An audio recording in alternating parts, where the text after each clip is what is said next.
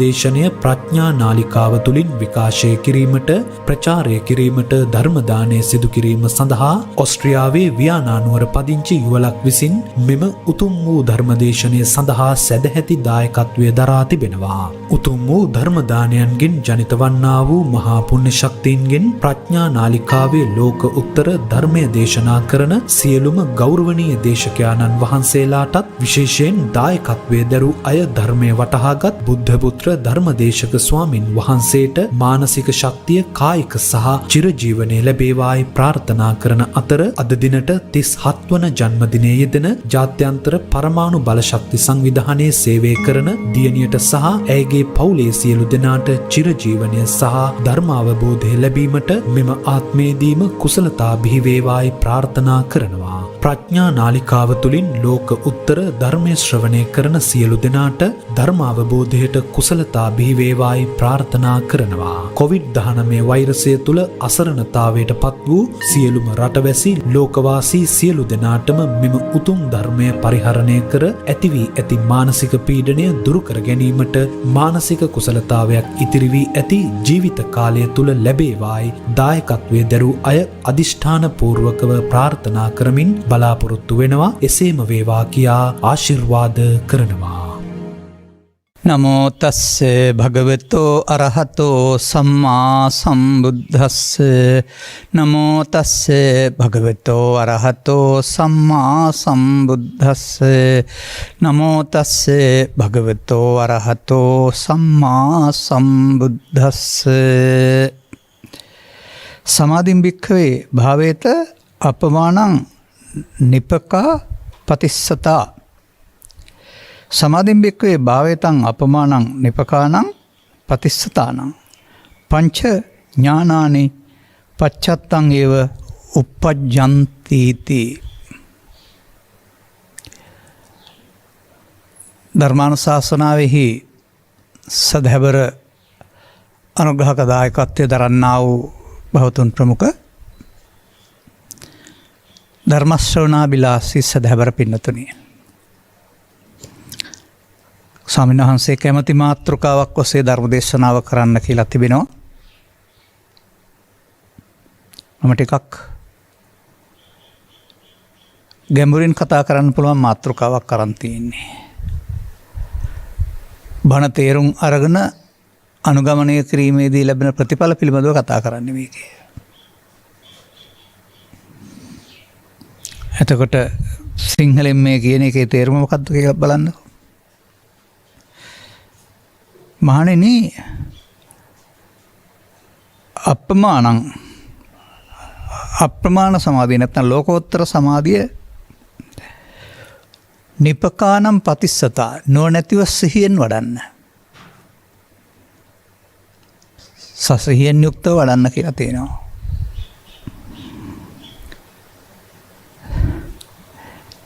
ඥානයෙන් යුක්තව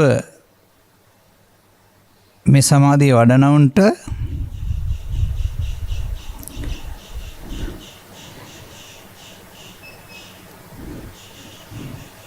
තමන්ට මේ කාරණය පිළිබඳව පැහැදිලි වෙන ඥාන පහක් උපදිනවායි කියලා තියෙනවා. දැන් ඥාන ගැන කතා කරන්න පෙර සමාධිය ගැන කතා කරන්න ඕන. සාමාන්‍යයෙන් ඔබ ඉගෙන ගන්න කොටත් සම්මා සමාධි මිත්‍යා සමාධි කියලා ඉගෙනගෙන තියෙනවා. එතකොට තථාගතයන් වහන්සේ ත්‍රිලක්ෂණය හෝ චතුස්සත්ත්‍ය හෝ කර්මක්ෂය කිරීමේ කර්මය හෝ පටිච්චසමුප්පාද නිරෝධය හෝ යම්කිසි ධර්ම න්‍යායක් භාවිතා කරමින් ක්ලේශයන් ප්‍රහීන වෙනකොට තියෙන ස්වාභාවික තත්වයක් තමයි මේ ලෝකෝත්තර සමාධිය කියලා කියන්නේ. නමුත් අතකලවතාන යෝගින් භාවිතා කළා වූ ඒවටත් සමාධි කියනවා. ආකාසානං ඡායතනෙ විඥානං ඡායතනෙ මෙහි උපදවන හිටියානම් ඒකත් සමාධියක්. නමුත් ඒවට කියන්නේ ආයතන කියලා. ආයතන කියන්නේ ඔබ ඔය සිතේ උපදවාගත්ත බයසෝක කනගාටුව වගේ සංසුන් පැත්තේ අරමුණක්. එතකොට ඒ අරමුණක් වැඩිම තුළ අරමුණේ ඉන්න පුළුවන් කාලය තුළ වෙනත් ක්ලේශ ධර්මයන් සිතට නොවන බැවින් ඒක සමාධියක් පවතිනවා. නමුත් ඒක ලෝකෝත්තර සමාධිය නෙවෙයි. වර්තමානයේ විශේෂයෙන් භාවනා කරන්න යන අය දැන් කොපමණ වෙලා ඉන්න පුළුවන්ද හිත එක තැනක තියාන කියලා ඒ වඩන්නේ ඔය ලෞකික සමාධිය තමයි. ධර්මයක් භාවිතා කළේ නැත්නම් වඩන්නේ ලෞකික සමාධිය තමයි. එනිසා මේ සමාධි වර්ග දෙක පිළිබඳව වටහාගෙන ඉන්න වෙනවා. ආර්ය මාර්ගය යන පුද්ගලයාට කෙලෙස් යටපත් කරලා සමාධි ලබන්න ඕන නැහැ. දුකට හේතු අයින් වෙන්න තියෙන තත්වයක් ඔය. සංසුන් සිත කියන්නේ පවතින තත්වයක්. එයයි හමු වෙන්නේ. නමුත් ක්ලේශයන් නැවත යලි උපදින්න හැකියාව තිබියදී ඒවා බලෙන් යටපත් කළාම ඒත් සමාධියක් තියෙනවා. දෙකේම සංසුන් සෝය සමානයි. ඒක තමයි රැවටෙන්නේ. මන් නිවන් ලැබලා හරි සෝවාන් වෙලා හරි හිම කියලා රැවටෙන්නේ ඒ සමානත්වය නිසා තමයි.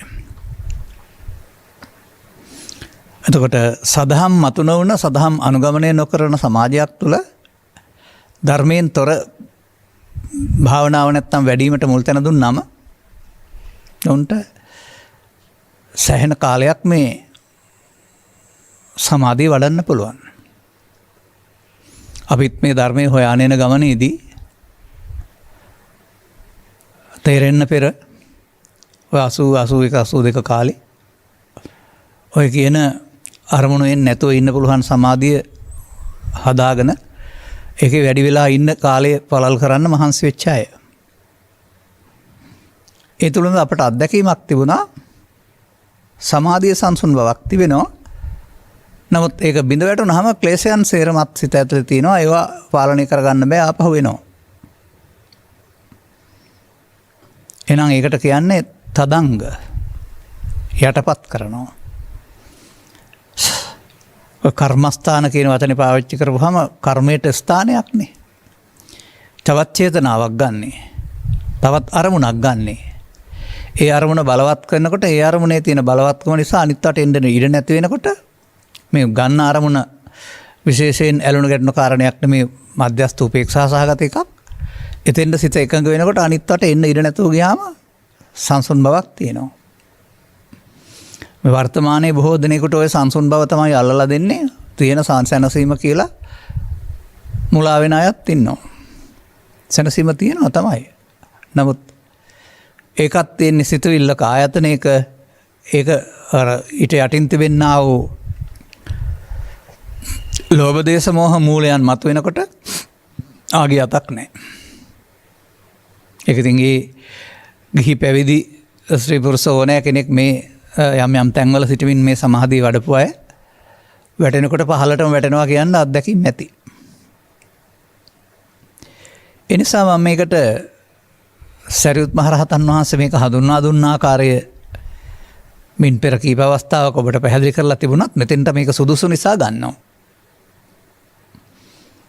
ඔය සංසුන් එකට අපි සමාධිය නැත්තම් ධානං කියලා කියමුකෝ. ඒ ධානං කියන්නේත් ඒක තමයි සාමාන්‍යයෙන්. ධානං විරාගෝ තානි ද්විදානි කියලා උන්වහන්සේ පැහැදිලි කරලා තිබෙනවා. එතකොට සංසුන් තත්වයේදී එතන ක්ලේශ ධර්මයන් යටපත් වී හෝ ඈත් වී හෝ එතන නැති බැවින් විරාගයක බවක් තියෙනවා. අනේකයි රැවටෙන හේතුවත්. දෙකේම සංසුන් බවක් තියෙන නිසා. නමුත් තානි ද්විදානි කියන්නේ ඒක ආකාර දෙකක් කියන එක ආර්ය මාර්ගයේ යන්න ඕන අය තේරුම් ගන්න ඕන. අන්න තථාගතයන් වහන්සේ හඳුන්වා දුන් මාර්ගයක් ඔස්සේ යනකොට ඒක බොජ්ජංග වැඩිම තුලින් ක්ලේශයන් ප්‍රහීන වීම තුලින් වැඩෙන්නා වූ සංසුන් බවක්. බොජ්ජංග සම්පයුක්තානේ. එතකොට අර බොජ්ජංග භාවිතා නොකර අරමුණක් වැඩිම තුල වැඩෙන්නා වූ සමාධිය තමයි බොජ්ජංග විප්‍රයුක්තානිච්ච කියලා කියන්නේ. අනාර ආලාර කාලාමලට උද්දකරාම පුත්‍රට නැත්නම් ශාසනය හෝ ඉන් පිටස්තර ඕන කෙනෙකුට ගැඹුරු දහමක් අනුගමනය නොකර ක්ලේශයන් ප්‍රහීන නොකර මේ සමාධිය එදත් වඩන්න පුළුවන්, අදත් වඩන්න පුළුවන්, ඉදිරියටත් වඩන්න පුළුවන්. නමුත් ඒකට කියන්නේ බොජ්ජංග විප්‍රයුක්තානි බාහිරකානි. ඒක සසුනෙන් පරිබාහිරයි, නැත්නම් ආර්ය මාර්ගයේ යන අයට අයිති නෑ. සසුනෙන් පරිබාහිරයි. බොජ්ජංග කාමාංග විනාශ වීම සඳහා බොජ්ජංග වැඩිම තුලින් ලැබෙනා වූ සංසුන් බවක් නෙමෙයි. මොනවා හරි ක්‍රමයක් තුලින් ඒකටින් කර්මස්ථාන වෙන්න පුළුවන්. බාහිරයට මොන නොගැසී සිටීම වෙන්න පුළුවන්. ආහාර අඩු කිරීම වෙන්න පුළුවන්. තවත් විවිධ කාරණා පාවිච්චි කරන්න පුළුවන්. වර්තමානයේත් එහෙම ඔය බාහිරයට විවෘත වුණාමයි කරදර උපදින්නේ කියලා බාහිරට විවෘත නොවි වනාන්තරගත වෙලා තනි වෙලා ඉන්නවා අර සංසුන් බවට ලොල් වෙලා. හැබැයි සමාජයට මුහුණ දෙන්න බෑ ආපහු. එතකොට අර තමන්ගේ හිත ඇතුළේ තියෙන කොටස මතුවෙනවා. මම දන්නේ එක කතාවක පවතිනවා. ඒ වගේ සෙනසුනක වාසය කළ කෙනෙක් යම් දවසක දවස් කීපයක නතර වෙලා හිටියයි කියලා ගමේ. නැත්තම් හිතවතෙකුගේ තැනක. එතකොට එතන රූපවාහිනී අන්තර තුල පෙන්වන්නා වූ අර නොඑක් දේවල් හොර කරන හැටි, බොරු කරන හැටි, කපටිකම් කරන හැටි, වංචා කරන හැටි නේ පෙන්වන්නේ. ඒව දිහා බලන් ඉඳලා අනේ මට මෙතන හරියන්නේ නැහැ, සිත ඇවිස්සෙනවම යන්න ඕන කියලා කිව්වයි කියලා මම අහලා තියෙනවා. ඒ ඔය ඇවිස්සෙන්නේ බාහිරින් තියෙන වැරද්දක් නිසා නෙවෙයි කියන එක තාමත් තේරුම් අරන් නැහැ සමාජයේ. ඇවිස්සෙන්න හේතු තියෙනවා නම් ඇවිස්සෙනවා. බුදු සමයෙන් පෙන්වන්නේ ඇවිස්සෙන්න ඉඳ නැතුවම කැලේ නෙමෙයි අතරමං හන්දි එකත් ඕන තැනක තමන්ට ඒ සංසුන් බවට බාධාවක් නැහැ කියන එක. ඒ නිසා ඒකට තථාගතයන් වහන්සේ වදාරලා තිබෙනවා. සරියුත් මහ රහතන් වහන්සේ බොජ්ජංග සම්පයුක්තානි ආර්ය පුද්ගලානි. එතකොට ඒ බොජ්ජංග සහිත මේ ධාන තත්වයන් ආර්ය පුද්ගලයින්ගේ නැත්තම් සෝවාන් ආදී මාර්ගඵලලාභින්ගේ.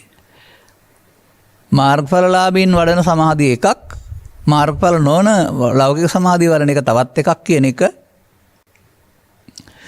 මේ සාරිපුත්‍ර මහ රහතන් වහන්සේගේ ඉගැන්වීම අනුවත් තේරුම් අරගෙන මේ හැම දෙයක්ම එක සමාන කරගන්න නැතුව ඉන්න මතක තියාගන්න. මොකද මේ ලෞකික සමාධි වඩන අය පංචස්කන්ධයෙන් පංචස්කන්ධයට ඉපදීමක් මැරීමක් භාවිතා කළේ නැහැ. ඒ සඳහා කිසියම් අනිදුක්ඛ අනාත්ම වශයෙන් බැලීමක් හෝ එහෙම නැත්නම් නිර්වශේෂ නිරෝධයක් හෝ එහෙම මරණ සතියක් හෝ එහෙම හමාර කිරීමක් කළේ නැහැ. ඒ සියලු හේතු යටපත් කරගෙන තවත් බලෙන් වඩන සංසුන් සමාධියකට තමයි යොමු වුනේ. නමුත් මේ කතා කරන එක නෙමෙයි. දැන් තථාගතයන් වහන්සේ මේ සම්බන්ධයෙන් පැහැදිලි කරලා තිබෙන්නේ අපිට අවුරුදු ගණන් මේකට දෙන්න බෑ. මොහොතයි දෙන්න පුළුවන්. ඒ මොහොත හැම විටම මේ මොහොත. හැම විටම මේ මොහොත වන විටය ඇසෙන්, කනෙන්, නාසයෙන්, දිවෙන්, කයෙන් හෝ සිතින් අරමුණක් උපදින අවස්ථාව. අනේ අරමුණ තුලම අරමුණත් එක්කම තමයි මේ කටයුත්තට යොමු වෙන්න ඕනකමක් තිබෙන්නේ. එතකොට රූපයක්, ශබ්දයක්, ගන්ධයක්, රසයක්, ස්පර්ශයක්, පවක්, පිනක්, ධානයක්, ලෝභයක්, ද්වේෂයක්, මෝහයක් ඕන දෙයක් මුල් කොටගෙන වර්තමාන මොහොතේ රූප, වේදනා, සංඥා, සංකාර, විඥාන යන ස්කන්ධ පංචකය පහළ වෙනවා. පහළ වුණාට අපිට ස්කන්ධ පංචකයක් වශයෙන් භාවිතා කරන්න බෑ. මන්දයත් අපි මේවට අදාළ අගයන් ටිකක් චිත්තාභ්‍යන්තරයට එකතු කරලා තිබෙන්නේ. පස්සපච්චා වේදනා කියලා කිව්වට පස්ස කියලා කතා කරාට බාහිර වශයෙන් පුංචි ප්‍රත්‍ය දෙකක් ප්‍රත්‍ය වෙනවා නැත්නම් පස්ස වෙනවා. නමුත් ඔබට යම්කිසි පුද්ගලයෙක් සම්බන්ධයෙන් මනාපයක් අමනාපයක් නැත්නම් දැක්කට මොකක් වෙනසක් ඇතිවන්නේ නැහැ. නමුත් ඔබ මේ සිත හදන්න යන්නේ කලක් තිස්සේ මේ ලෝකෙත් එක්කලා ලාභයෙන් අලාභයෙන් සැපෙන් දුකින් ඇලිලා ගැටිලා ඒවට අදාළ එකතු කළ අගයන් ගොඩක් හිතේ තියාගෙන.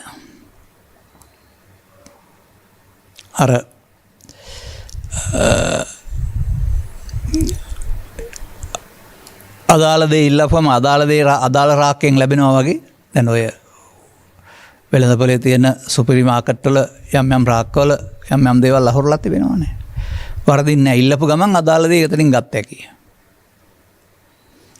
අන්න ඒ වගේ ඇහැට කනට නාසයට ගැටෙනකොට අදාළ දේ සිත ඇතුළේ තිබිලා එනවා. මෙන්න මේවට තමයි මේ uppannam කාමිතක්කං uppannam ව්‍යාපාදිතක්කං uppannam විහිංසාවිතක්කං කියලා කියන්නේ. එතකොට මේවා තමයි අපි භාවිතා කළේ. නොනැතිව සතිමත්ව පාවිච්චි කළේ නැහැ. නිපකා පතිස්සතා කියන වචනෙන් පැහැදිලි කරලා තියෙනවානේ. නොනැතිව සතිමත්ව වඩන්න කියලා. එබැවින් අපි මේ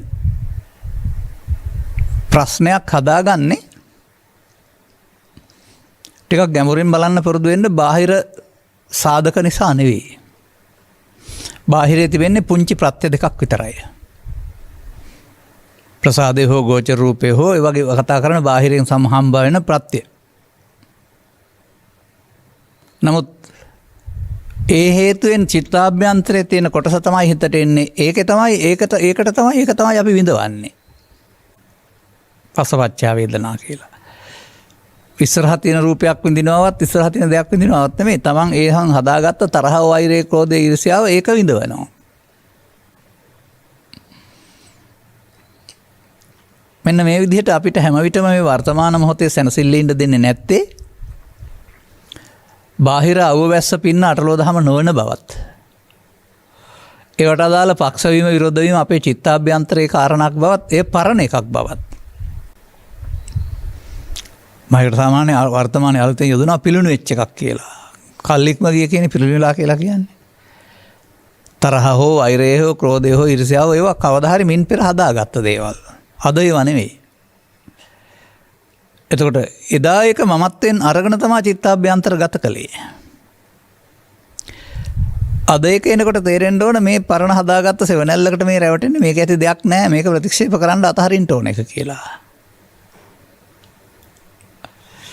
ඒ නිසා මා දකින්නේ මෙන්න මේ අතීතයට අහු වෙන්නේ නැතුව ඉන්න කියන එකයි මේ පස්ස නිරෝධෝ කියලා කියන්නේ.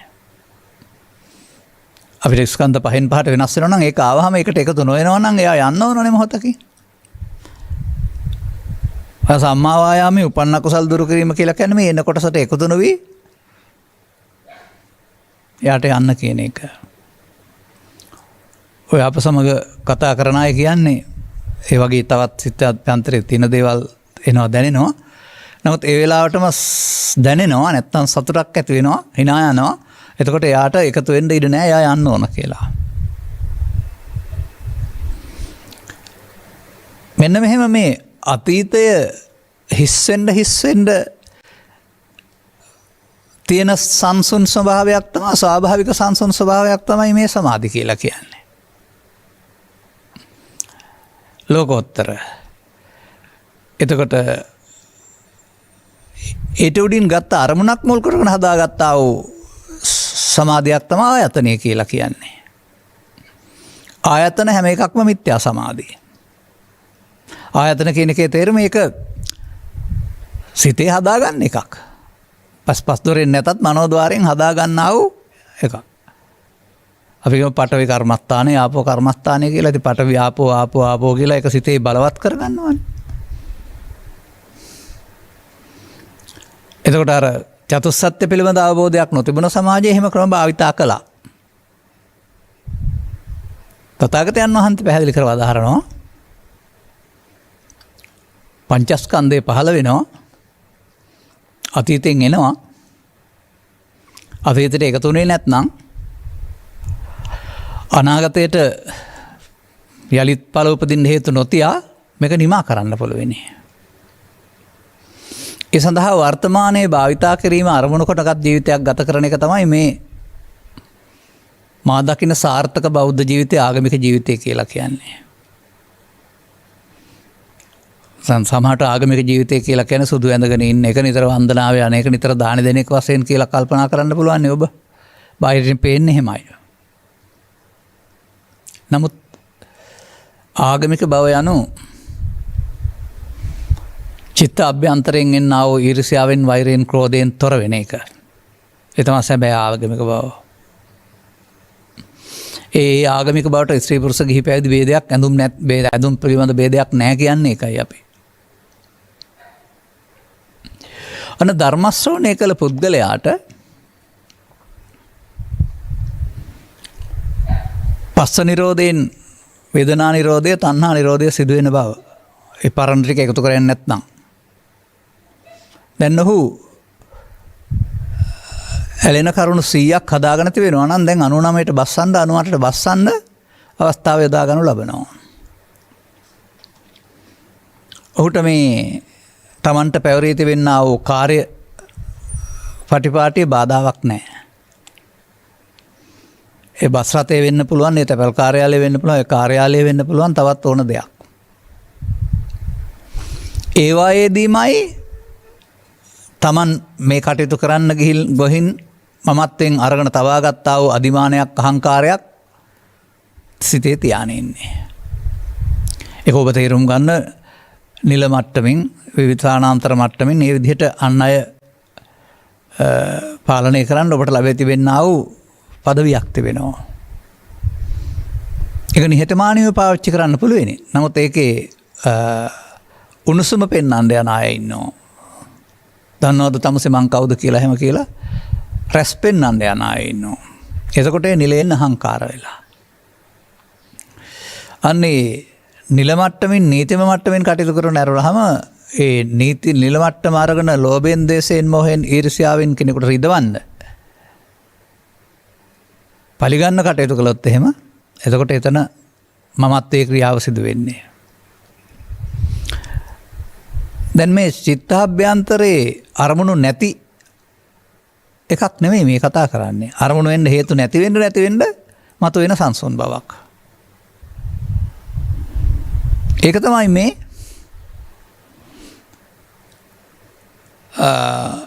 අතීතයේ ඇවිදින් හිස් වෙන්න අරමින් අනාගතයට නොතබමින් වර්තමාන මොහොතේ නුවණින්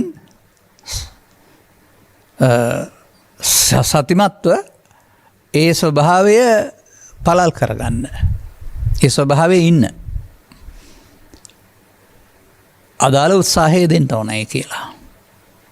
දැන් ඔය එදා මේ සම්බන්ධයෙන් කටයුතු කරාය සම්බන්ධයෙන් තිබෙනවා පිඬුසිඟා වැඩි භික්ෂුන් වහන්සේලා භික්ෂුණීන් වහන්සේලා බත්කිස හමාර කරලා විවේකයෙන් ඉන්න ගහක් යටට ගියයි කියලා. ඒ විවේකය කියන්නේ ඔය කාල පරිච්ඡේද දෙකක් අතර තියෙන විවේකය වගේ එකක් නෙවෙයි. දැන් අපට ඔය වැඩ කරනකොට විවේක දෙනවානේ නිකන් වෙහෙස දැනෙනකොට පොඩ්ඩක් ඒ ආයේ තත්ත්වෙන් මගහැරලා වෙනත් දෙයක් ගැන හිතන්න නැහැ. කාය විවේක, චිත්ත විවේක, උපදි විවේක කියලා කතා කරනවා. කාය කියන්නේ සිත්වලට, චිත්ත කියන්නේ සිතුවිලි වලට, උපදි කියන්නේ අර ඇතුළතින් එන්න තියෙන උපාදාන දුක් උපදවන හේතු. අනේ ඒවා අයින් කරමින් සංසොන්සුවේ ඉන්නට මහන්සි වෙන එක තමයි උපදි විවේකය. එතකොට ඔවුන් හැමදෙනෙක්ම මේ තථාගතයන් වහන්සේ වදාළ ධර්මයේ සරණ කරගෙන එක්ක ස්කන්ධ පංචකය අනිදුක්ඛානාත්ම වශයෙන් බලමින් නැත්නම් පටිච්චසම්පාද වශයෙන් ගත් කල නිරෝධය බලමින් නැත්නම් මේ මොහොතේ කර්මක්ෂය කරමින් මොකක් හරි ක්‍රමයකින් අර උපන්න කුසල් දුරු කරමින් ඒ සංසුන් ස්වභාවය බලවත් කර ගන්නට කටයුතු කරන අය. නමුත් ඒ ධර්ම කරුණු පැහැදිලි කිරීමෙන් වඩන්න ඕන සමාධියක් තිබෙන බවට පූර්වාදර්ශයක් නැති බැවින් ධර්ම කරුණු පැහැදිලි කිරීමකින් තොරව වඩන්නා වූ සමාධියකට කලක් තිස්සේ සමාජයේ හුරු බැවින් මේ දෙකක් බව දන්නේ නැතුව Taman වඩන්නේ අර මුලින් පෙන්වන ලෝකෝත්තර සමාධිය කියලා හිතන අය තාමත් මේ සමාජයේ ඉන්නවා. මන්දයත් අපට මේ පංචස්කන්ධයගේ ඉදීම මැරීම එහෙම නැත්නම් සංස්කාරයන්ගේ අනිදුක්ඛ අනාත්ම ස්කන්ධ පංචකය තුළ බැලීම ස්කන්ධ පංචකය තුළ දුක හේතුව නැති වූ තන මාර්ගය ගැනීම කියන කාරණා පිළිබඳව පුළුල් අවබෝධයක් ලබා ගන්න නැතුව අයන්න අයන්නවත් දන්නේ නැතුව මේ ඔය අයට වාඩි වෙලා ඔය කියන සමාධියක් වඩන්න පුළුවන්. මේ මෙතරක් මෙතෙක් මේවා පැහැදිලි කළේ ඇයි? මේක පහසුත් නෑ. තථාගත බුදු පියාණන් වහන්සේ කරුණු පැහැදිලි කිරීමක් තුළ මේ ඇතුළත සැඟවීමක් නෙමෙයි, යටපත් කිරීමක් නෙවෙයි, ඇතුළත හිස් කිරීමක්. අර මහාන මේ නැව ඉසුණු කියලා පෙන්වන්නේ. එතකොට නැව කියන්නේ සාමාන්‍යයෙන් සාගරේ යන දෙයක්. ඒකට සාගරේම තියෙන වතුර ඇතුළට දෙතුන් පොලකින් එන්න ගන්නවා. එතකොට එළියේ තියෙනේම ඇතුළේ තියෙනෙත් නමුත් දැන් යන්න බෑ, බරයි නැව. නමුත් ඒ ටික ඉස්සෝ සැහැල්ලුවෙන් යනවානේ. අනේ වගේ මේ බර තමයි කාම විතර්ක, ව්‍යාපාද විතර්ක, විහිංසා විතර්ක කියලා කියන්නේ. එහෙනම් ඒවා බැහැර කිරීමේ ක්‍රියාවක යෙදෙන්න වෙනවා. ඈත් කිරීමේ, යටපත් කිරීමේ ක්‍රියාවලියක නෙමෙයි. එහෙනම් පළමුව මේ මෙතෙන්ට එන්න, මේ අපි කතා කරන ඊළඟ කොටසට යන්න ඔබ මේ ස්කන්ධ පංචකයගේ ඉපදීම මැරීම තේරුම් ගැනීම තුළින්, එහෙම නැත්නම් සංස්කාරයන්ගේ අනිත්‍ය අනාත්මය තේරුම් ගැනීම තුළින් මොහොතක් පාසා උපදින ලෙස ස්කන්ධ සමූහයක් තිබෙන බව සහ ඒවා අල්ලා ගැනීමෙන් සතර හැදෙන බව සහ අල්ලා නොගැනීමෙන්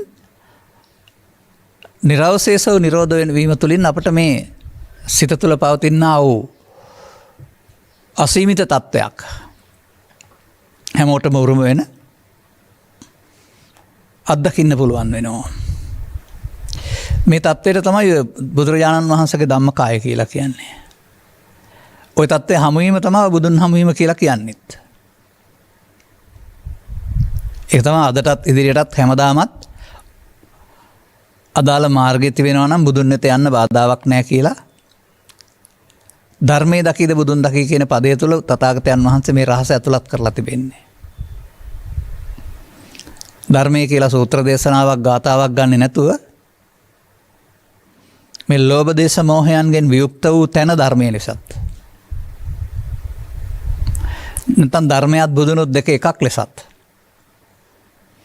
තේරුම් ගන්න පුළුවන් නම් මේ ලෝකෙ තිබෙන අභියෝගයන්ට මුහුණ දීම සඳහා අපිට ලැබෙන හොඳම තැන මේක. අනිත් කොයියම්ම තැනකදලා මුහුණ දෙන්න ගියත් අපි කලබල වෙනවා, නොසන්සුන් වෙනවා, ප්‍රතික්‍රියා දක්වන්න යනවා. ලෝභයෙන්, දේශයෙන්, මෝහයෙන්, ඊර්ෂ්‍යාවෙන්, ක්‍රෝධයෙන්, වෛරයෙන් මුහුණ දෙන්න ගියොත් අපි ප්‍රතිචාර දක්වන්න ගිහින් ප්‍රශ්නේ දුරදිග ගෙනියනවා, අවුල් කරගන්නවා. නමුත් මේ සංසුන් ස්වභාවය ලබා ගන්න පුළුවන්, තේරුම් ගන්න පුළුවන් නම් එතෙන් සිට සමාජයට මුහුණ දීමේදී බාහිර ප්‍රත්‍යයන්ට අටලෝක දහම නම් වූ ප්‍රත්‍ය 8ක් තියෙනවා ලෝකේ සිදුවෙන. ඒ ප්‍රත්‍යයන්ට අපිව කලබල කරන්න හැකියාවක් නැති, අපි කලබල නොවන තැනක අපි ඉන්න බව මේ සමාධිසෝය වින්දා වූ තථාගත බුදු පියාණන් වහන්සේ අටලෝ දහමේ කම්පිත නොවුසේක කියන එකෙන් කියවෙන්නේ ඔකයි කියන එක තේරුම් ගන්න. ඔබටත් ඒක අත්දකින්න ලැබෙවි. වෙනද අඬපුදඩ බලපු කලබල වුණ සිදුවීම් වලදී දැන් එහෙම එකක් ඒකේ නෑ නේද කියලා. අන්න ඒ තත්ත්වයන් තේරුම් ගත්ත පුද්ගලයෙකුට ඔහු ඊට පස්සේ ඔය මාර්ගඵලලාභීන් කියලා කියන අය අතරමඟ නතර වෙන්නේ නැහැ කියන්නේ අන්න ඒකයි. ඉන්නහාට මේක සම්පූර්ණ කරගන්න. ඒක අංග සම්පූර්ණව හිමි කරගන්නට නැවත නැවතත් නිබකාපතිස්සතා නොනින් සතියෙන් යුක්තව ඒ ස්වභාවයට තියෙන බාධාවන් ඉවත් කරගන්න කටයුතු කරනු ලබනවා. එතකොට මොනවද වැඩෙන්නේ කියලා අපි බලමු. අයං සමාධි පච්චුප්පන්න සුකෝචේව ආයතින්ච සුඛ විපාකෝති පවත්තං ඒව ඥානං උප්පජ්ජති. ඔන්න ප්‍රතිඵල. මේ ලෝකෝත්තර සමාධිය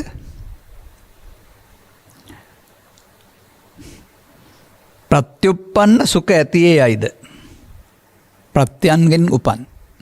බාහිර ප්‍රත්‍යයන්ගෙන් නෙවෙයි මෙතන. ඒ ප්‍රත්‍යයන්ගෙන් ඇතියේ යයිද? මතුවේහිත් සුඛ විපාක ඇතියේ යයිද? තමා කෙරෙහි ඥානයක් උපදිනවා. දැන් විතරක් නෙවෙයි ඉස්සරහටත් එතකොට ඒ සුඛ විපාකය ඕන මොහොතක දැන් අර ඒ දේවල් පාදාගත්තා වූ අය තමයි අර විවේකයෙන් ගස් යටටලා ඉඳගෙන මේ විවේක විහරණයෙන් වාසය කරයි කියලා. මතුමත්තෙත් සරියුත් මහරහතන් වහන්සේ මේ දවස්වල මම ශූන්‍යතා විහරණයෙන් වාසය කරනවා කියලා අර කියලා තියෙන්නේ. මොකවත් නැහැ කිය ඉන්නවා කියන එක නෙමෙයි. ලෝභයෙන් දේශයෙන් මෝහයෙන් හිස් වුණාම එතකොට ඒක තමයි ශූන්‍යය. එතකොට ඒවා එන්න නැත්නම් ඒවත් එක්කලා ඇති කරන පීඩනය නැත්නම් කොතරම් පස්සද්ධියකින් සැහැල්ලුවකින් ඉන්නවද කියලා ඒ තත්ත්වය ස්පර්ශ කරපුවම තමයි තේරුම් ගන්න පුළුවන් වෙන්නේ.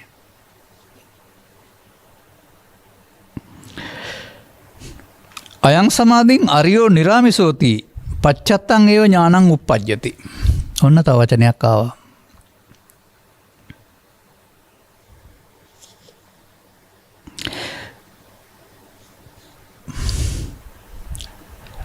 අරියෝ නිරාමිසෝති. සමාධිය කෙලෙසුන්ගෙන් තොරය. ඒ වගේම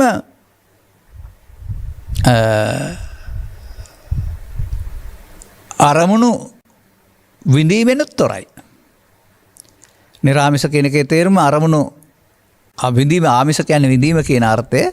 එතකොට සැප දුක් වශයෙන් විඳීමෙනුත් සැප දුක් ලාභ අලාභ වශයෙන් විඳීමෙන් තොර කියන එක තමයි නිරාමිස සෝය කියන්නේ. බෙදා විඳින ස්වභාවයෙන් තොරයි කියන එක. ඒ වගේ මේක කෙලෙසුන්ගෙන් තොර වෙනවා. අර අනිකුත් සමාධි කෙලෙසුන් යටපත් වී තිබෙන දෙයක් බැවින් යලි යහන් මොහොතක කෙලෙස් ඇවිදින් සමාධිය උදුරා ගන්න පුළුවන්.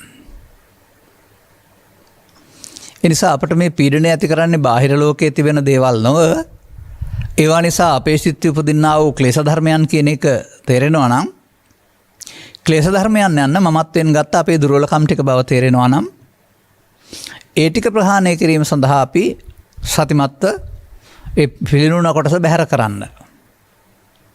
අතීතයෙන් එකතු කරගත්ත දැන් අතීතය වන විට ඒවා සිද්ධි නෙමෙයි සිතුවිලි පමණයි. අතීතයේ සිහිනයක් පමණයි සැබෑ සුවඳක් නැහැ කියන්නේ අන්න ඒ වගේ. ඒක අපට වැටහෙන්න ඕන. මේ පරණ මේ මැරිච්ච දෙයක් අරගෙන අපි විඳවනවා මොකටද මේ පස්සෙන් පන්නන්නේ කියලා.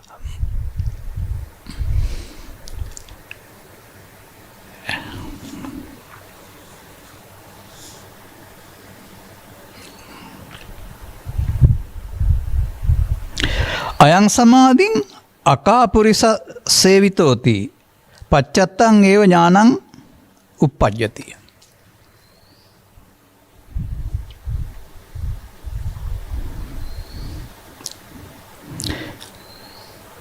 අකාපුරිස සේවිතෝති.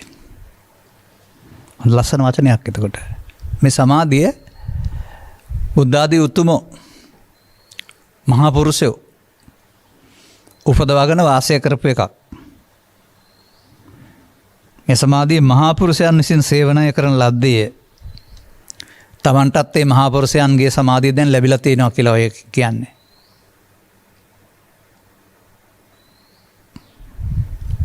අපි තව ටිකක් මේක වඩන හැටි පිළිබඳව ලැබී තිබෙන කාලයට අනුව කතා කරමු ඉස්සරහට.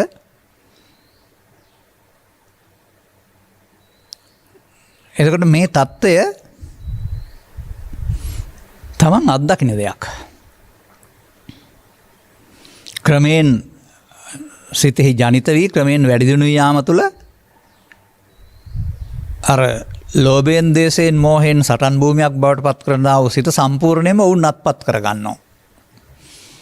සටන් භූමිය අහිමි වෙලා යනවා. එතකොට සංසුන් භූමියක් තිබෙන්නේ.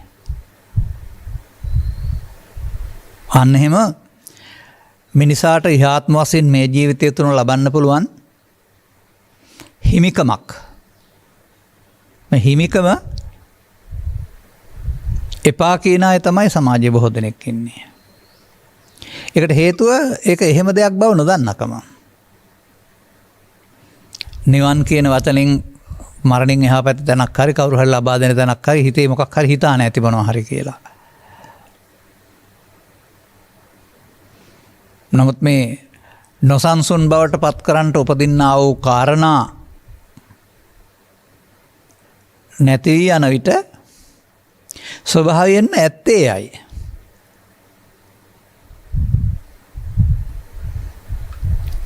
එතකොට බාහිර ක්‍රියාකාරකම් වලට ප්‍රතික්‍රියා දක්වන්නට අවශ්‍ය හිතෙන කරුණු ටික සිතින් බැහැර වෙලා ගියාම ප්‍රතික්‍රියා දැක්වීමක් නැහැ.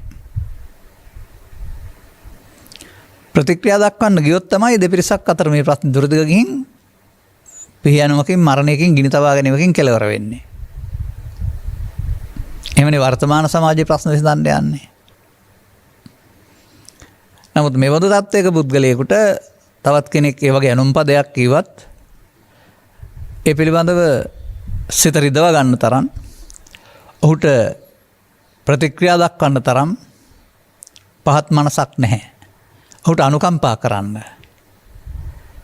මොකද ඔය සබ්බේ පුතුග්ජන උම්මත්තකා කියලා පෘථග්ජන ස්වභාවයේ හැසිරීම අන් අයට පීඩා දෙන ආකාරයෙන්මනේ සිද්ධ වෙන්නේ. කොහේ හැසිරුණත්. ඉතින් ඒ අය සමග ජීවත් වෙන්නට ඒ බඳු මනසක් නැති සංසුන් මනසකින් ජීවත් වෙන එක හරි පහසුයි කියලා තමයි අපටත් තේරෙන්නේ.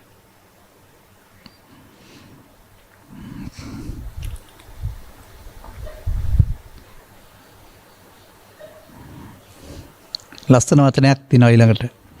අයං සමාධි සන්තෝපනීතෝ පරිප්පස්සද්ද ලද්දෝ ඒකෝදි භාවාදිගතෝ නච සසංකාර නිග්ගයිහ වාරිතවතෝති පච්චත්තං ඒව ඥානං උප්පජ්ජති. ඔන්න මේක විස්තර කරන්න ඕන කාරණයක් මේ. අන්නර අනිත් අයත් එක්කලා සමාධි සංසන්දනය කරලා මේ තිබෙන්නේ. මේ සමාධිය ශාන්තය ප්‍රණීතය. කෙලෙස් සංසිඳවුවන් විසින් ලබන ලද්දක්. කෙලෙස් යටපත් කරන ඈත් කරන විසින් ලබන ලද්දක් නෙවෙයි. ඒකාග්‍රයෙන් ලබන ලදේ. ඒකාග්‍ර කියන එකේ තේරුම ඔය දිත්වය අතහැරීම තුළින් එකඟ ගැටෙන්න අදහසක් නැති විට ඒකාග්‍ර වෙනවා.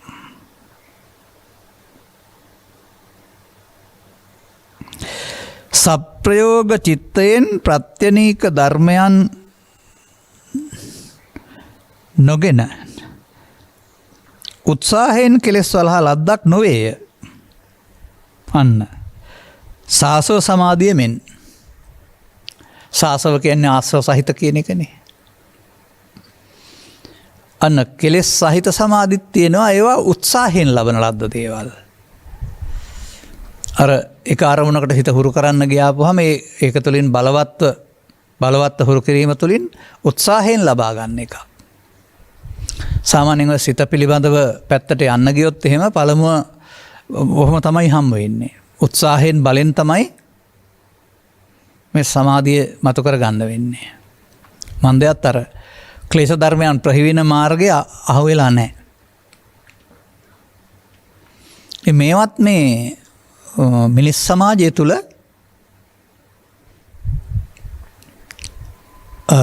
ගෙදරදොර අතහැර ගෙදරදොර ඉන්ද්‍රිය ගෝචර සැපතෙන් ලබන සැපතට එහා සැපතක් හොයාන ගිය අය විවිධ අනාර්ය පර්යේෂණයන් කරලා හොයාගත්ත දේවල්. තථාගතයන් වහන්සේගේ ගමන් මගේදී නිවසේ කාමසුවය අතහැර සවුරුදු කාලයක් අත්ගනමතාන යෝගීන් සමග වාසය කරයි කියන්නේ උන් මේ ලබාගත් ක්ලේශයන් යටපත් කරන සමාධින් ප්‍රමත කරපු පරිශ්‍රණය.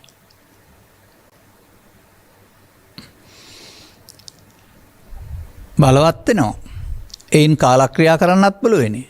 නමුත් ආයතනයක් බැවින් අදාළ ආයතනය ආකාසානංචායතන විඥානංචායතන කියලා භවයේම රැඳෙන්න සිදු වෙනවා. ඇරුණාම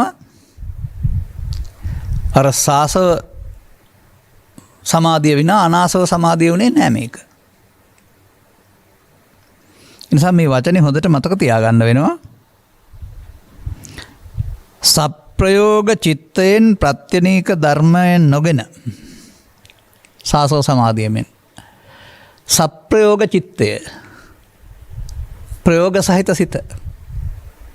මොකද්ද ප්‍රයෝග සහිත සිත? කර්මස්ථාන. අරමුණ නිමිත්තක්. නිමිත්තක් වඩනවා නිමිත්ත බලවත් කරනවා අනිත් අයින් නැතුව ඉන්න.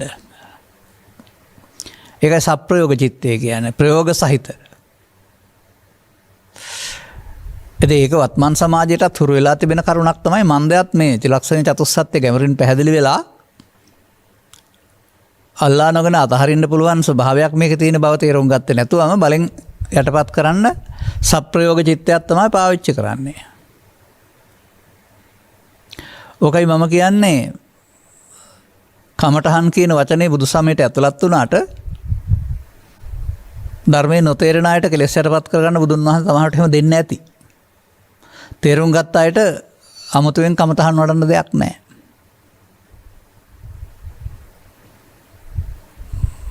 මන්දයත් වර්තමාන මොහොත හැම විටම බාහිරින් හම්බ වෙන ප්‍රත්‍ය තමන්ගේ චිත්තාභ්‍යන්තරයේ පවතිනා වූ කාරණා මතු කරලා දෙන සුළුයි. ඒවා දැන් නැහැ. නමුත් තිබෙන නිසා තමයි මතුවෙන්නේ.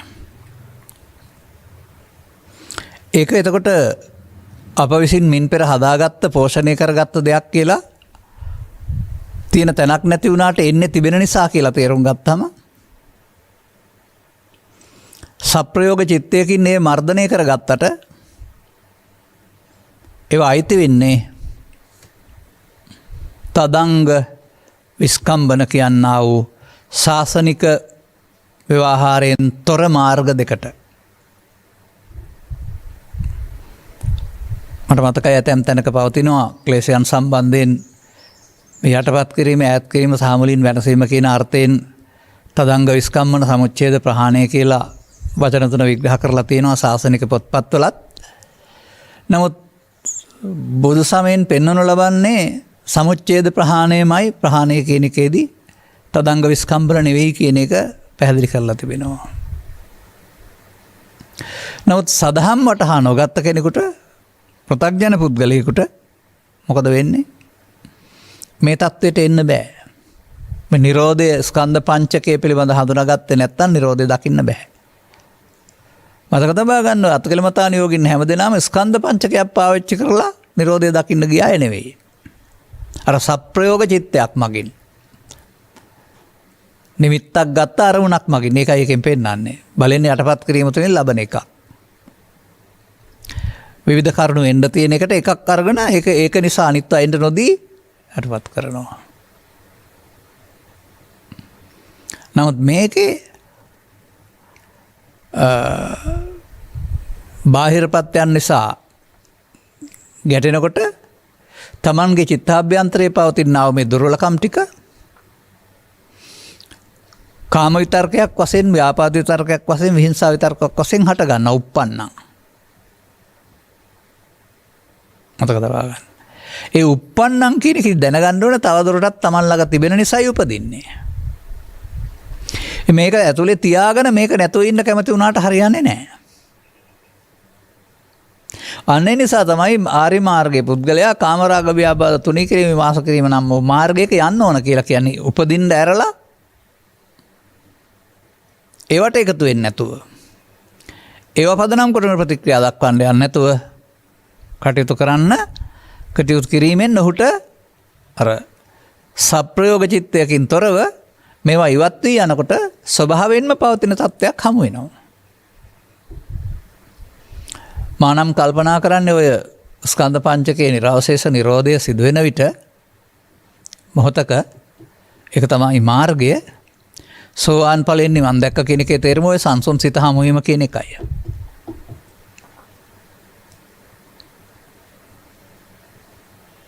ඊට පස්සේ ඔහුට මේ තැන ඉන්න තියෙන බාධාව මොකක්ද? මේක වසාගෙන කාම විතර්ක ව්‍යාපාද විතර්ක විහිංසා විතර්ක ගැටෙනවා එනවා. දැන් කුමක්ද ප්‍රහාණ සංඥාව පාවිච්චි කරන්න කියලා තියෙන්නේ කොහොමද?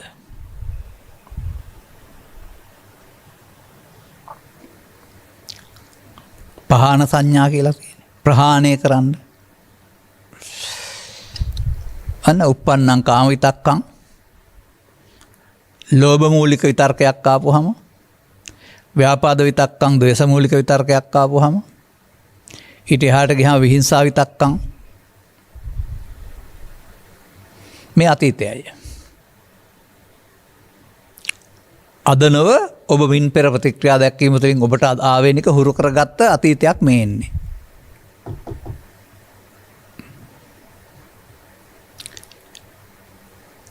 ඇත්තටම සත්‍ය සම්පන්න සුවඳවත් දෙයක්ද සජීවී දෙයක්ද පරණ වුණ පරණ පුරුද්දෙන් ඇති කරගත්ත සිතුවිලි සමූහයක්ද. අන්න ඒක හොඳට තේරුම් ගන්න ඕන. මෙවා උනේ මින් පෙර කාලේ දැන් අද එනකොට ඒක සිද්ධියක් නෙවෙයි. කාම විතර්කයක් ඉපදුනත් ව්‍යාපාද විතර්කයක් විහිංසා විතර්කයක් ඉපදුනත් ඒක සිද්ධියක් නෙවෙයි. පැරණි සිතුවිල්ලක් පමණයි. සිතුවිල්ල සිද්ධියක් වශයෙන් ගන්න පුද්ගලයා පෘථග්ජනයෙක් වශයෙන් දිනන්න යනවා. එතකොට ඔහු ආදිවාසනය ඒක පිළිගන්නවා ඉවසනවා. බැහැර කරන්න ඒක මමත්වෙන් ගන්නවා නප්පජහති. අධ්‍යාත්මික වශයෙන් බලලා අසාර දෙයක් වශයෙන් දකින්නේ නැහැ. නවිනෝදේති. අවසන් කරන්නේ ව්‍යන්ති කරෝති. නව්‍යන්ති කරෝති. චිත්තාභ්‍යන්තරයට තැබුවොත් යලි උපදින චිත්තාධර්මයට නොතිය අවසන් කළොත් යලි උපදින්නේ නැහැ කියන එක දන්නවා. එතකොට ඒක අනභවං ගමේති මෙයාට අනභවං ගමේති. දැන් එහෙමනම් මෙන්න මේ සමාධි ස්වභාවය වඩන්න ඔබට වර්තමාන මොහොත උදව් කරගන්න පුළුවනි. ප්‍රසාදයන්ට ගැටෙන විට හමු වෙන කාරණා ආශ්‍රයෙන් තමන් සතු අතීතයක් තවදුරටත් තිබෙන බුදුන් වහන්සේ වදාරනවා තියෙන නිසයි එන්නේ කියලා. නැති දවසට එන්නේ නැහැ කියලා. එනම් පහන සංඥා ක්‍රියාමාර්ගයේ උප්පන්නං කාම විතක්කං ආදිවාසීති පජහති විනෝදේති ව්‍යන්ති කරෝති ව්‍යාපාද විතක්කං අන්න ඒ උප්පන්න තමන් සමාජ ක්‍රියාකාරකම් වල යෙදෙන විට ඒවා නිසා වර්තමානයේ සමාජ ක්‍රියාකාරකම් තිබෙන්නේ. ඔවුන්ට නම් ඒවා නිසා ප්‍රතික්‍රියා දක්වන්න යනවාම සිහිය පාවිච්චි කරන්න පුළුවන් බවක් කාටවත් තේරෙන්නේ නැහැ. ඔය විරෝධතා ව්‍යාපාර වර්තමානයේ පවතින අර්බුදකාරී තත්ත්වයන් තුළ ඇමතිවරුන්ගේ මේ පින්තූර පුච්චන ඒවා තුළ එහෙම නැත්නම් දේශසහගතව වචන ප්‍රකාශ කරන හැඟීම් තුළ ඔවුන් ආවේගශීලී වෙනවා වරුණාම උන්ට සතිය පාවිච්චි කරන්න පුළුවන් බව තේරෙන්නේ නැහැ. අනුකම්පා කළ යුතුයි ඇත්තටම. එවැගේම දීර්ඝ කාලීන ක්‍රියාපිළිවෙතකින් මේක අදාළ තැනට ගෙනෙනවා වරුණාම එකපාරටම ඔවුන් අනාථ කිරීම වගේ කාරණා තීරණ ගත්තාම උන්ට ඔවුන්ුත් මමත්වෙන් යුක්ත අය උන්ට රිදෙනවා උන්ගේ අනාගතය අඳුර වෙනවා උන්ට ජීවත් වෙන්න විදිහක් නැති එකට බය හට ගන්නවා මේ තේරම තමයි ඔය ප්‍රතික්‍රියාව වශයෙන් පේන්නේ. ඒක වර්තමානයේ මම දකින ස්වාභාවික අටලෝ දහමක් විදිහට නෙමෙයි අස්වාභාවික. ස්වාභාවික නම් ඉතින් ඔය ඉඳලා හිට ලකුණු ආටුවක් ඇවිදින් ගම් වතුරක් ගලලා එහෙම නැත්නම් අසන්න පාළු වීමක් වෙලා ඒ වගේ ස්වභාවයෙන් ලාභ සැප දුක් විඳාප සංසාර සමාජයේ කවදත් තිබුණානේ. නමුත් මේ වර්තමානයේ කෘතිමව තමයි මේ ප්‍රශ්න ඇති වෙලා තිබෙන්නේ. ඉතින් මේ තත්ත්වයන්ට මුහුණ දෙන්න වුණත් මේ බුදු සමයෙන් පෙන්වන මේ දරා ගැනීමේ හැකියාව එරෙහිවීමෙන් ප්‍රතික්‍රියා දක්වන මාර්ගයට නොයා නීත්‍යානුකූල ක්‍රියා මාර්ග මගින් ලේනරක් කරගන්නේ නැතුව මාර්ගවලට යන්නට තරම් තීරණ ගන්නට හැකි ඉවසීමක් සමාජයට ලබා දෙනවා මේ පිළිබඳ වටහීමක් තිබෙනවා නම්. නමුත් සාමාන්‍ය සමාජය කියන්නේ ඒ බඳු තත්ත්වයට සිදු වෙනු කරගත්ත පිරිසක් නෙවෙයි. තිබෙනවා නම් ඒත් තිබෙනවා ඇත්තේ ඔය වාඩි වෙලා ඉඳලා සමාධියක් වඩාගත්ත සංසුන් සමාධියක් පමණයි අර සප්‍රයෝග චිත්තයකින් හදාගත්ත. මෙන්න මේ කරුණු වටහා ගන්න වෙනවා. එතකොට මේ මම මේ පෙන්වන වචනේ මොකක්ද මේ? ඔය තමයි මිනිසාගේ උරුමය. මිනිසාට ලැබෙන්න තියෙන දේ. කවදා හරි ලැබෙන්න තියෙන දේ. ලබන්නේ නැතුව නීවරණ වැඩි දියුණු කරගන්න තරමට නිවීම වහගෙන දුක් විඳිනවා. නමුත් නීවරණ ප්‍රහාණය කරන්න පුළුවන් නම් ඒක Tamanගේ උරුමයක් ඒක හමු වෙනවා. ලෝක ස්වභාවය හමුවේදී නොසන්සුන් නොවී ඉන්න සංසුන් සිතක් Tamanට තිබෙනවා නම් ඒක කොතරම් වටිනවද කියලා ඒකේ කලබල වල ස්වභාවයේ තියෙන අගේ තේරෙනකොට ඔය නොමිලේලත් නිවන් සුව වළඳනවා කියලා පැහැදිලි කරන්නේ ඒකනේ.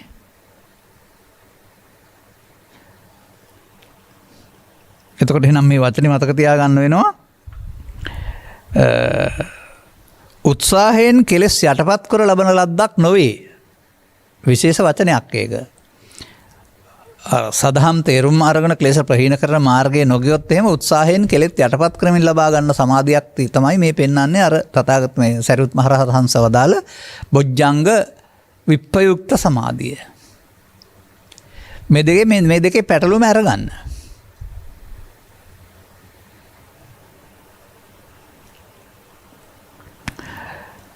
සෝකෝ පනාහං ඉමං සමාධින් සතෝව සමාපජ්ජාමි සතෝව උට්ඨහාමීති පච්චත්තං ඒව ඥානං උප්පජ්ජති. තවත් එහාට වචනෙකුත් තිබෙනවා ඕනනම්. අර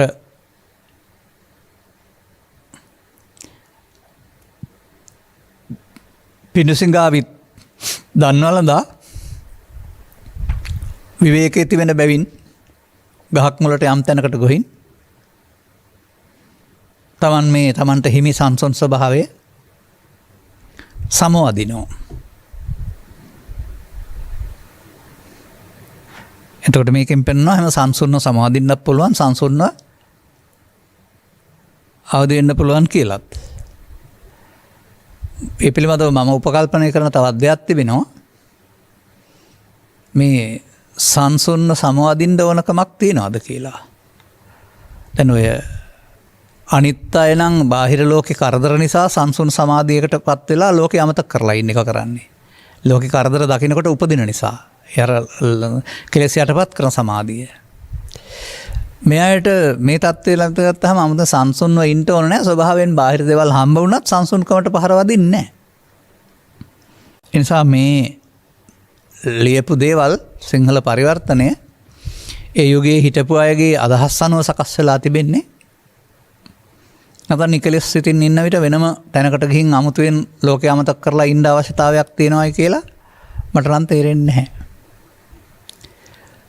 තථාගතයන් වහන්සේගේ සොකී ජීවිත කාලය තුල ඒ බඳු විහරණයෙන් වාසය කරපු අවස්ථා නැතුව නෙවෙයි. නමුත් හැම කාලයේදීම දිවා රාත්‍රී දෙකේ බොහෝ දිනාගේ හිතසුව පිණිසමයි කටයුතු කළේ.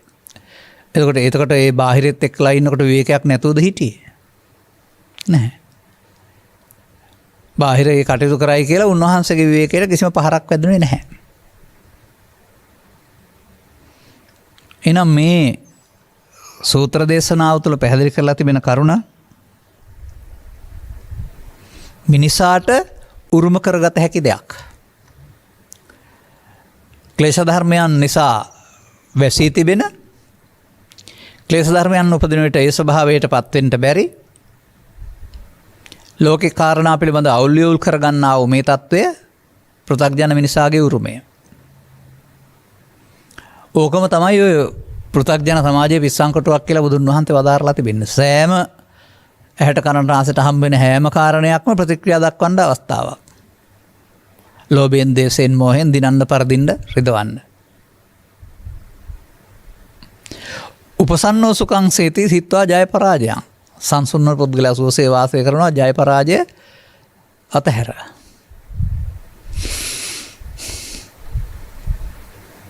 අන්න ඒ වගේ මිනිසාට ස්වකීය ජීවිතය තුළ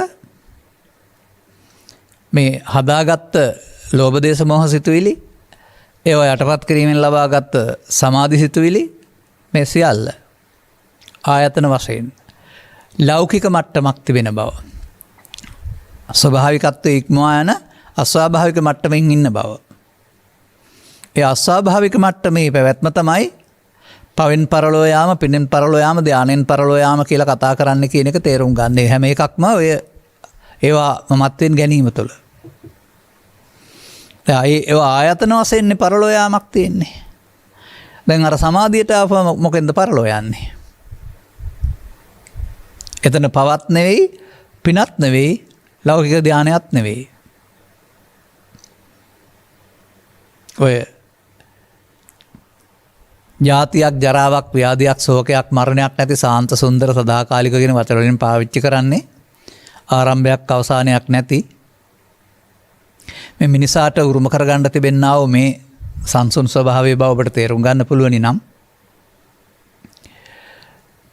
බුද්ධෝත්පාදයක මිනිසත් බව ලබා සදහම් පැහැදිලි කරන සමාජයක උපත ලබා ඒ කරුණු තේරුම් ගැනීමෙන් අනුගමනීය ප්‍රතිපදාවක් තුළ මේ தත්ත්වය ස්පර්ශ කරනු විනා ඊට වඩා ලොකු දෙයක් කරන්න ලෝකෙ කොහෙවත් නැති බවත් අද ඒ ගැන සැලකිලිමත් වුණේ නැත්නම් පසු කාලීනව ඒ ගැන සැලකිලිමත් වෙන්න අවස්ථාවක් ආයේ යෙදෙන්න ඉඩ නැති බවත් මොකද ඒක මතුවෙන්න ඕනනේ මනුස්ස පටිලාභෝච සද්දම්මස්සච දේශනා